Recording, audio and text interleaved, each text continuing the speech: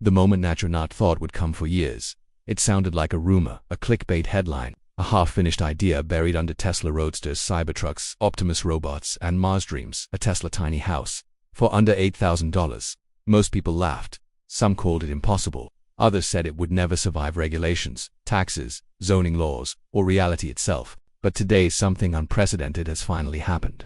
The first 1,000 Tesla tiny houses are being delivered, not announced, not teased, not rendered in glossy concept art, delivered. And what's even more shocking, this isn't just about a house. It's about free land trials, near-zero tax pilot zones, off-grid living, and a quiet experiment that could break the traditional housing system wide open. This is not hype. This is not fantasy. This is the most controversial housing rollout of the decade, and almost no one is paying attention. Chapter 1 WHY Tesla entered housing at all. To understand how we got here, you need to understand Elon Musk's long-standing frustration with one thing: inefficiency.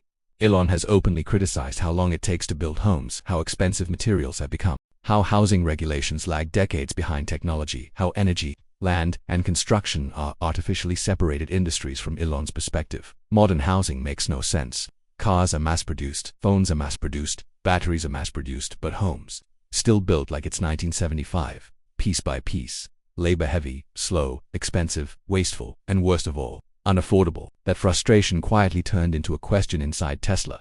What if housing was built like a product instead of a project? Chapter 2 The real origin of the Tesla tiny house. Contrary to popular belief, the Tesla tiny house did not start as a public product. It started as an internal solution. Tesla needed rapid worker housing near factories, temporary but durable structures, off-grid capability, fast deployment, ultra-low operating costs. Traditional construction couldn't keep up, so Tesla's internal design teams did what they always do. They stripped the problem down to first principles. What does a human actually need to live comfortably? Not luxury, not excess space, not decoration, but insulation, power, water, air, heat, cooling, connectivity. Everything else is optional. Chapter 3 What the $7,999 price really means. Let's be clear.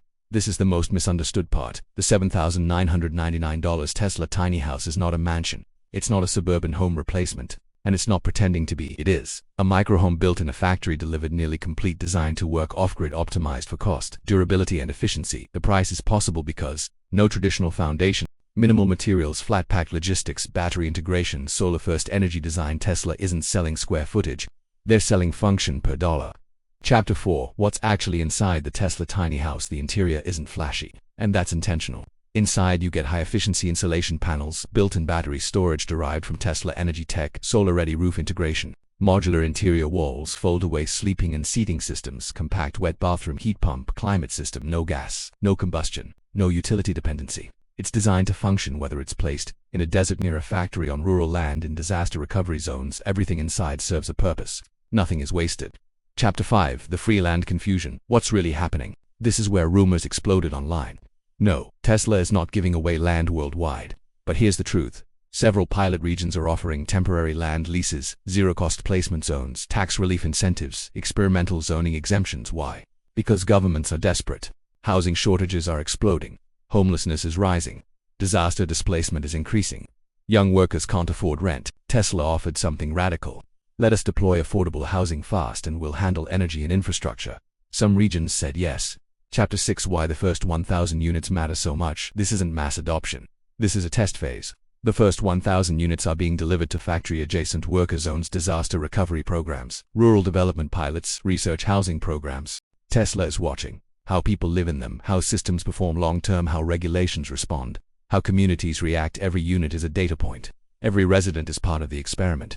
Chapter 7 Why this terrifies the traditional housing industry. Here's the uncomfortable truth. If Tesla succeeds, it exposes a massive flaw in modern housing.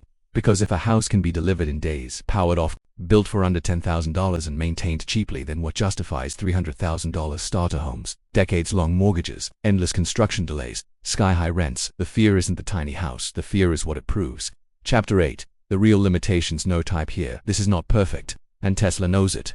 Limitations include zoning restrictions in many cities, size constraints for families, limited customization, climate-specific performance challenges. This isn't a universal solution. It's a new category. And new categories always start small. Chapter 9 Why Elon Musk is quiet about this. Notice something strange. No major keynote. No flashy announcement. No Elon hype tweets. That's deliberate. Tesla doesn't want speculation bubbles, political backlash, unrealistic expectations. This is being tested quietly, the way truly disruptive ideas often are. Chapter 10: What happens next if these first 1,000 units succeed?